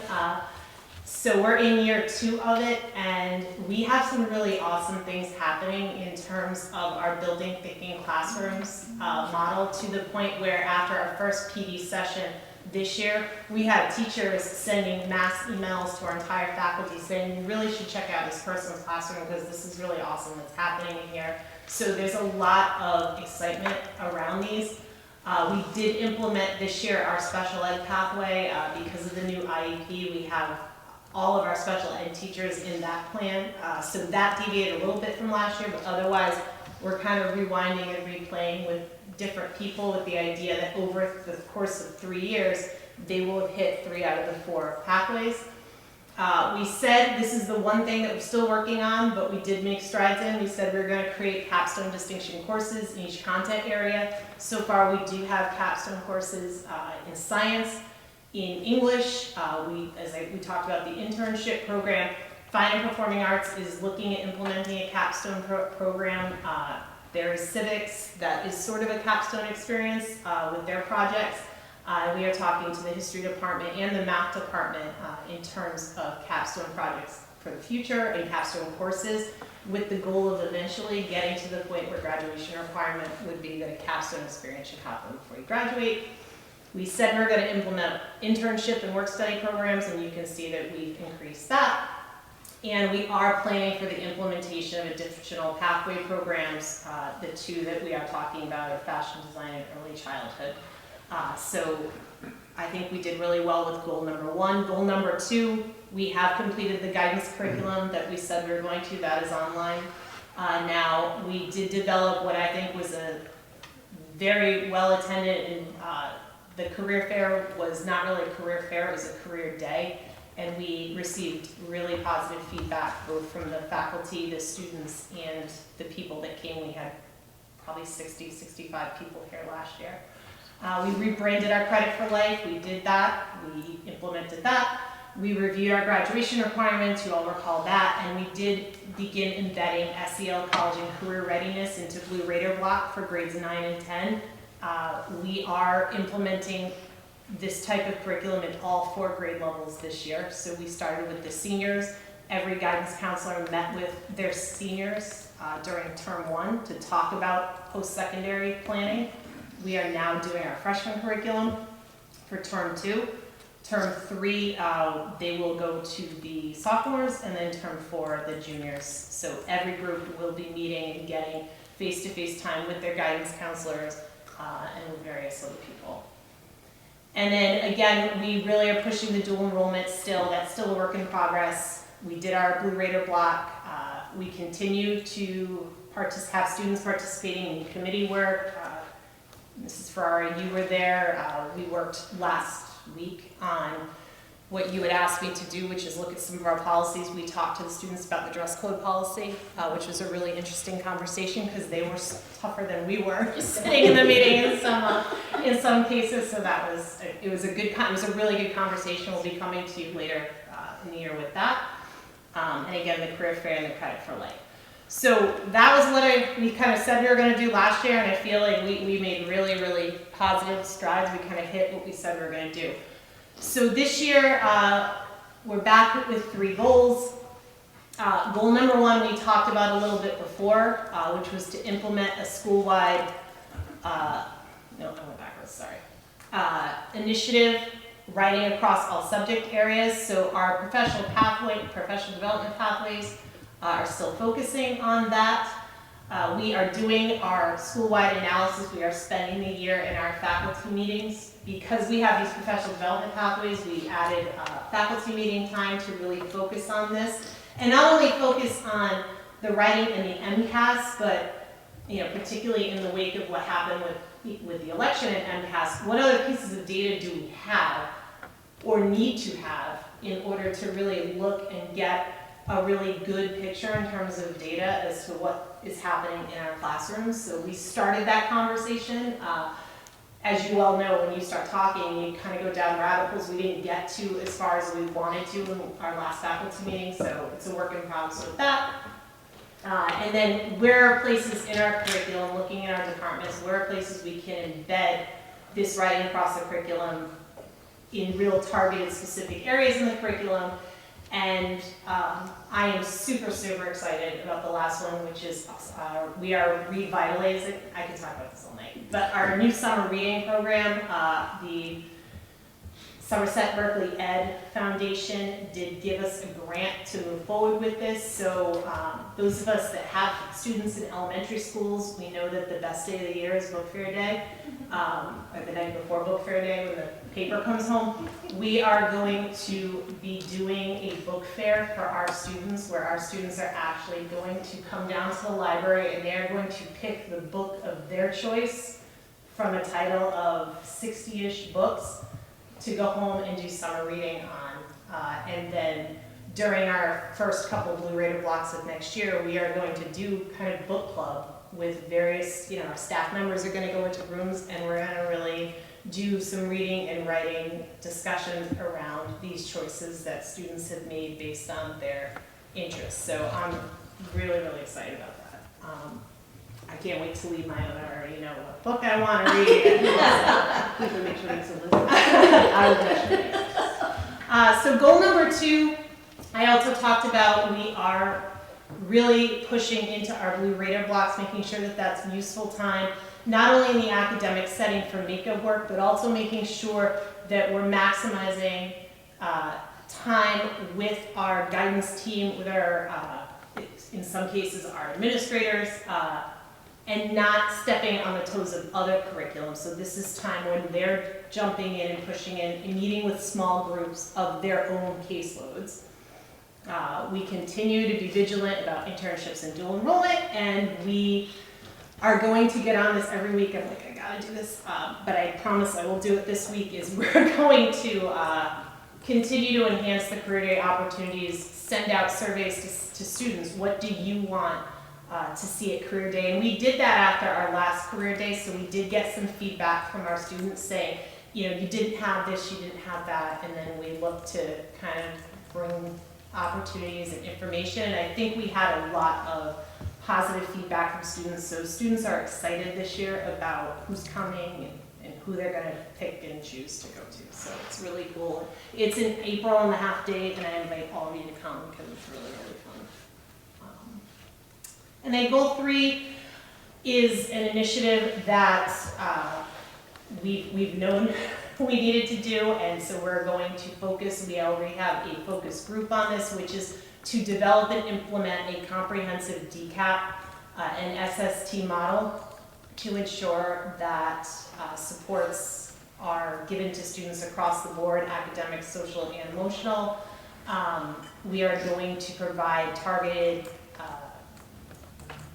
help to our teachers in terms of what is Tier 1, Tier 2, and Tier 3 interventions, because teachers are directly involved in the Tier 1 interventions. And of course, Tier 2 and Tier 3, but Tier 1 specifically. So we're creating a team, providing training, going to look at exemplars in other school systems where it's working really well, and create a formal process. So with this one, I don't expect us to have implemented this at the end of this year, but I expect us to have a plan for next year. This is what we're gonna do. Because we have something in place called SST, and it's important work that we're doing in that SST process, but it's not a formal SST process as defined by the state. So we need to create that. We need to keep what we have and have a different place for that, but also implement this. And to that end, we did create a SMART goal, school-wide SMART goal, that anyone who wanted to be an early adopter of choosing some students and implementing informal DCAPs and Tier 1 interventions in their class and tracking that data and reporting out on it. We do have a few early adopters of that, so we'll be getting some feedback from them as well to help us with the planning on that. That's it. Thank you. Any questions? Sounds like maybe goal 3 is at least a 2-year goal. At least, yeah. Which I think is great. I think the idea that you have to come up with new goals every year is sort of not how things work. I like the concrete, so this was difficult for me to be like, is it, I kind of went to everybody, is it okay that we're not gonna have like the concrete ending? Because this is more, there's a lot more planning to this year for, let's have all the plans in place and then move forward next year, than last year, which was more, we're gonna do this, and we had the outcomes at the end. This will be more, we have the plan now, and now we're gonna move for implementation next year. We're going to need some PD for, especially around Tier 1, Tier 2, Tier 3. So part of the PD that we have with our pathways is already addressing that, and it also with our leadership team. So the K-8 and Somerset Berkley, we have been working together to identify what are the strengths at each level, what are the areas of need, how can we collaborate, but also, you may have noticed throughout this, it's the layering of the professional learning. So it is not the one and done. It's they have, the adults have some voice and choice in what they are learning. And also we have some really strong professional development providers that are working in these pathways, and a make and take model is what we prefer. So our expectation is that you'll be able to take something from what you learned in these couple of hours and you'll be able to use it tomorrow, if not tomorrow, before the next time we meet again. And that's how we kick off every session, is talking about what we implemented, how it went, what we might have done differently, what we would recommend, and then we move on to the new learning. And that's coupled with the faculty meetings. So they're not things that could have been covered in emails. It is true professional learning. So that becomes the expectation, and we are always having these conversations, and then we create presentations and talk about, okay, so what's next, and how do we sustain we're it? noticing that there are people that are picking up the ball and running with it. For example, they had Ed Camp at the middle school, and if you look at the chart, there were a lot of people that, Ed Camp is designed where the teachers create their own learning. We don't tell them what to do. And if you look at some of the offerings that people chose, one was on talking about Tier 1, Tier 2, and Tier 3 interventions, K to 12. So the teachers, this group that we've already established to look at this, kind of reached out to all of the people, K to 8, to say, let's have a conversation about what does this look like at the different levels. So they met.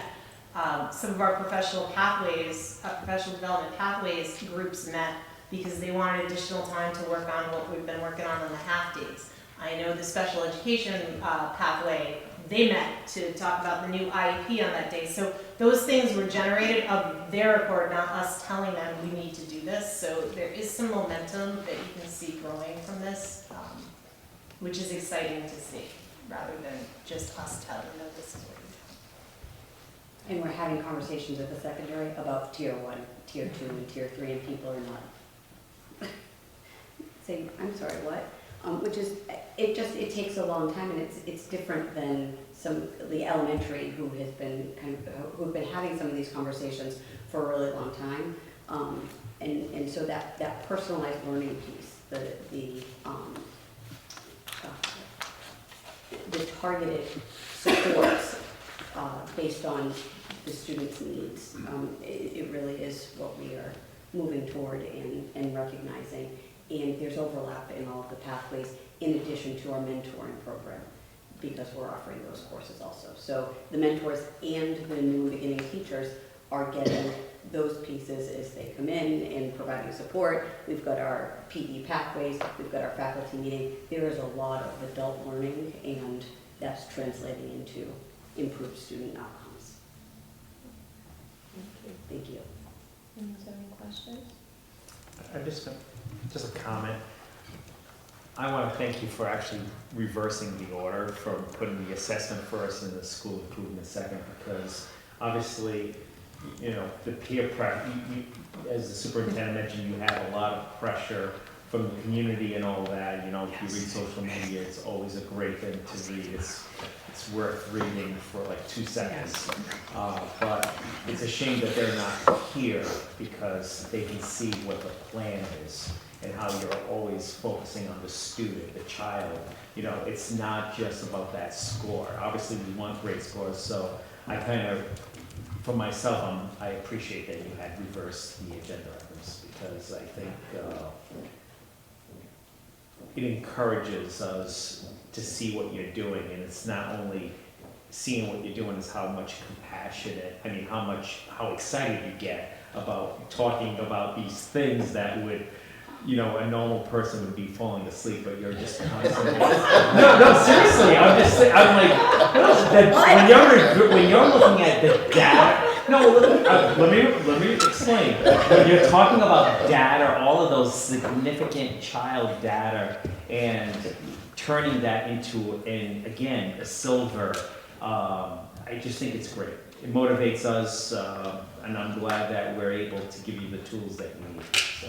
We appreciate it very much. Okay.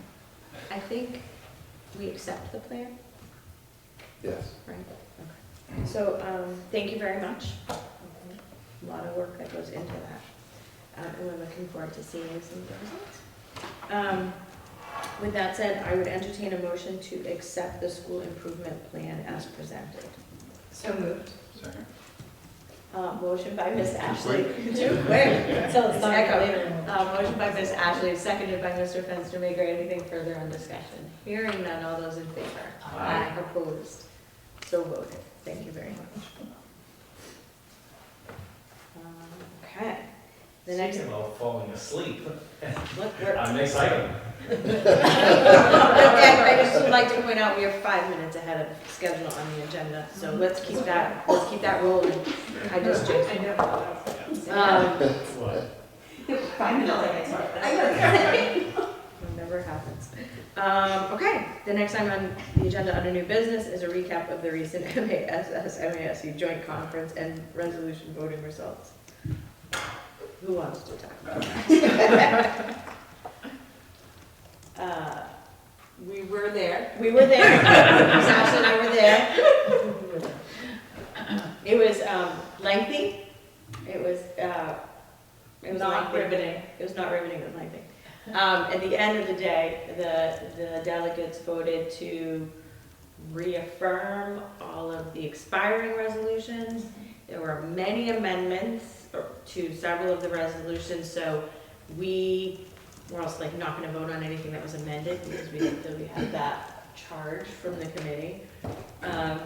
We were probably in the minority on our positions on several of the amendments, but all 10 passed.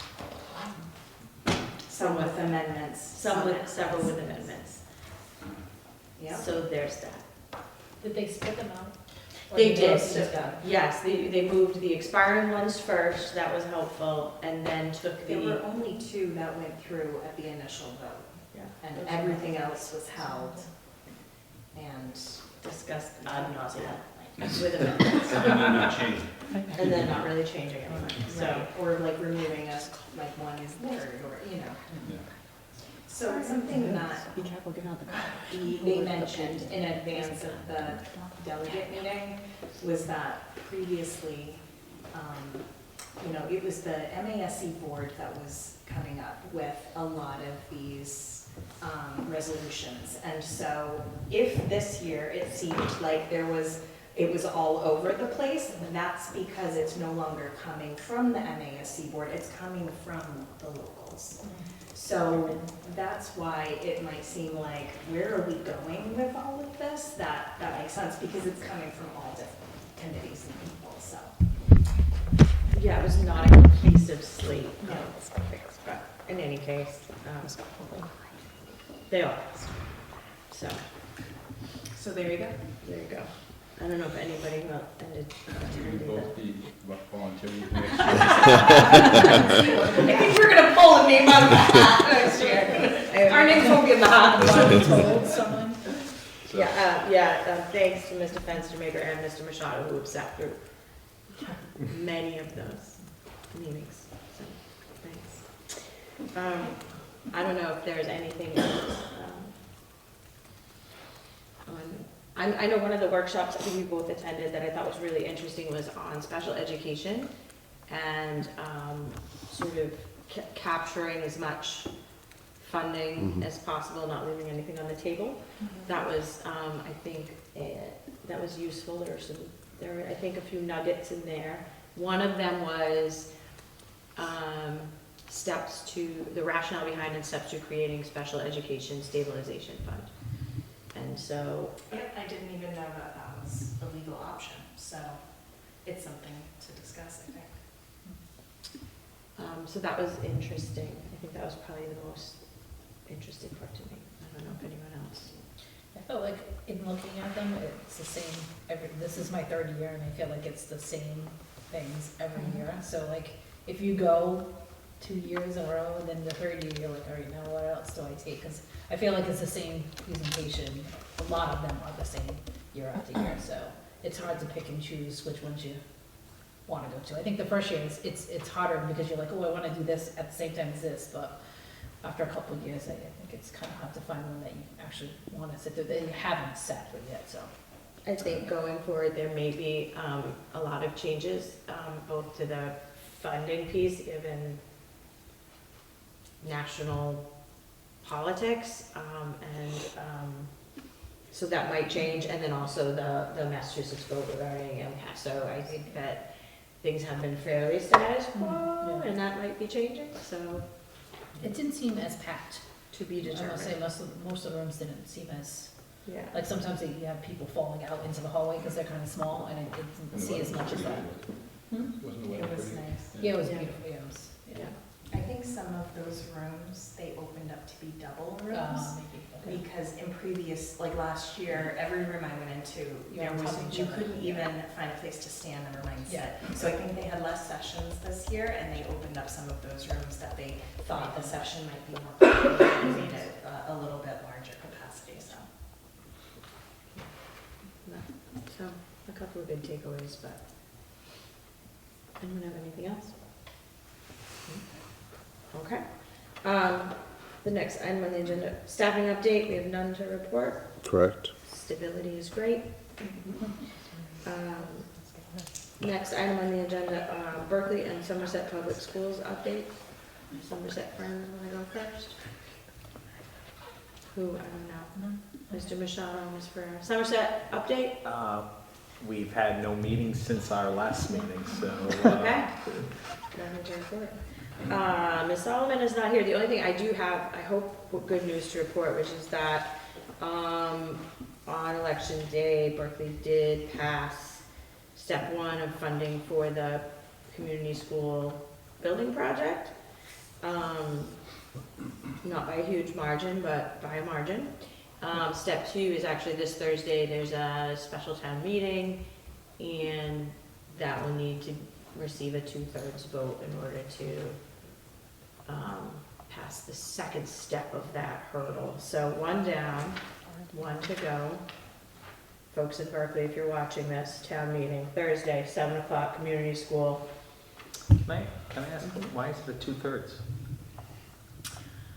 I don't know why, I just know it is. I don't know why. I know it was like that for the, Well, we at 2/3?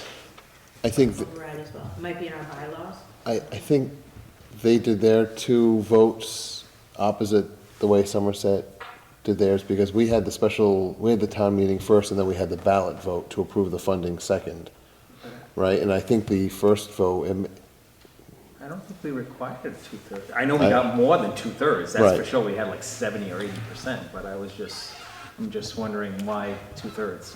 But, all right.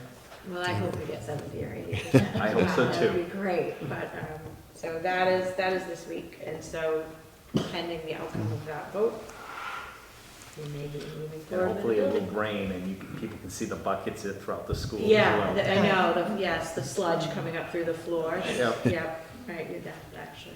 We need rain anyway too, so that'd be great. That's all I know about Berkeley. Topics not anticipated by the chair. I don't have anything. Let's just go over, I don't know, I know you had your call with the commissioner today, is there anything to report, or should we? no, not really. He discussed a number of topics, and I'll put some of the highlights in a memo, but everyone had questions regarding MCAS and really what's happening there. So there was a little bit of information, particularly with some of the questions that school districts are receiving regarding MCAS makeups, which are happening right now, and whether or not students should be taking that. So DESE is saying, yes, they still should, because the change in the law does not go into effect until sometime in December. So right now, they're saying that school districts should just proceed normally with MCAS makeup exams, and we'll get some further guidance from them shortly. Great, thank you. Action items for future meetings. Anything from the committee? I was thinking that we would have an update from our students regarding any upcoming open houses for incoming 9th grade students. Does anybody, I don't know. November 21st, we have our open house next Okay. Thursday. So I guess a recap of that for our next meeting.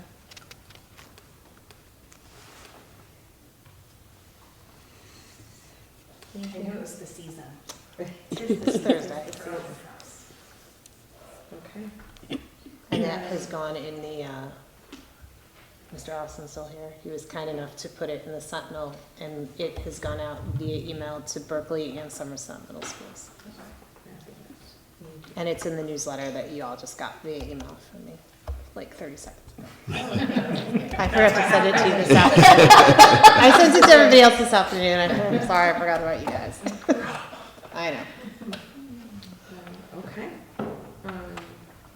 All right, next item on the agenda is to entertain the acceptance of a donation of a couch and a love seat for the transition classroom from Caddy's Furniture.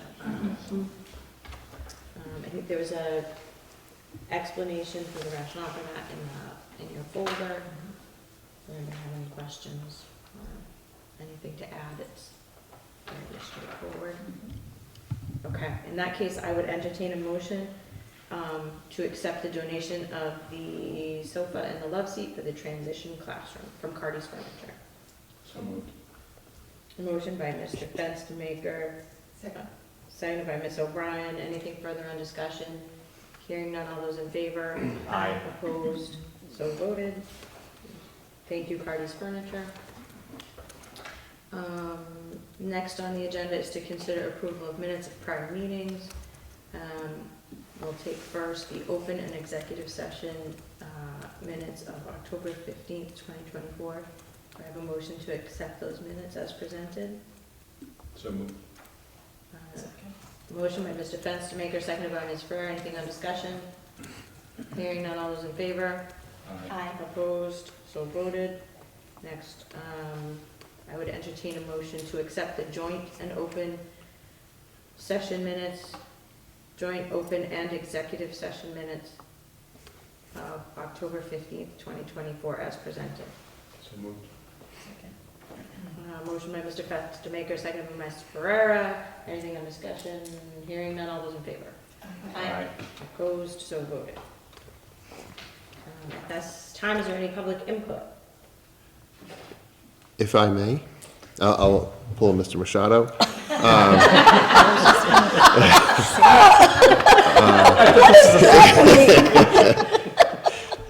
Since our students were not here this evening, I do just want to give a shout out to our drama production that happened this past week, Radium Girls. The kids were phenomenal. It was a great production. I think Mr. Young said that there were about 75 or so members between the crew and the cast, and they were just, it was an amazing production. And that fall production has grown in size each year with the number of kids who are participating, and the performances were great. We also added in-school performance Yeah. this year, which we hadn't done in the past, because there was direct connection to both the history curriculum, the US 1, so pretty much our entire freshman class and our sophomore chemistry classes came. So we had approximately 650 kids in the Performing Arts Center during the day watching that performance. And I wasn't only proud of the kids who did a phenomenal job performing, but our audience was really awesome too. And I got to admit, I held my breath. 650 kids watching a play. We went through our expectations, and we have our own PPAC, and we went through all that at the beginning of what our social expectations were. They knocked it out of the park. So it was a really awesome experience to be a part of that day. Yeah. So I give credit to everybody that was involved in that, and then the students went back and there were connections in their history classes and their chemistry classes to what was going on. So that was really nice. And then two other things. Our field hockey team is playing in the Final Four tomorrow night at Dedham High School, 6 p.m. Our girls soccer team is continuing their undefeated season. They're playing at Westboro High School tomorrow night, also at 6 p.m., and that's in the round of 8. So good luck to those two teams. And football is still in the playoffs. Tewksbury Friday night. Okay. 3 teams in the postseason is pretty impressive. 3 teams still in the postseason. Everybody made something. Everyone made it this year. Everybody made something. Yes. To this round, every single team. basically Elite 8, 904. Yeah. Yep. Fabulous. So when you see that increase in the transportation. Right in the Tewksbury. Well, we're gonna make sure they have fabulous, well-maintained fields too. That's great news, thank you. Anyone have anything else? Okay, then I would entertain a motion to enter into executive session pursuant to Massachusetts General Laws, Chapter 30A, Section 21A7, to comply with or act under the authority of any general or special law or federal grant and aid requirements, to consider the release, redaction, withholding of the October 15th, 2024 executive session minutes, the October 15th, 2024 joint executive session minutes, and the 2020 executive session minutes, all of them. Do I have a motion? So moved. Second. And I'm trying to think if we will return to open session. We will not need to return. We will not return to open session. Okay, so I have a motion by Ms. Ashley, seconded by Ms. Ferreira. On the roll call, Mr. Machado. Aye. Ms. Ashley. Aye. Mr. Fenstermaker. Ms. Ferreira. Aye. Ms. O'Brien. Aye. And the chair votes aye. Thank you.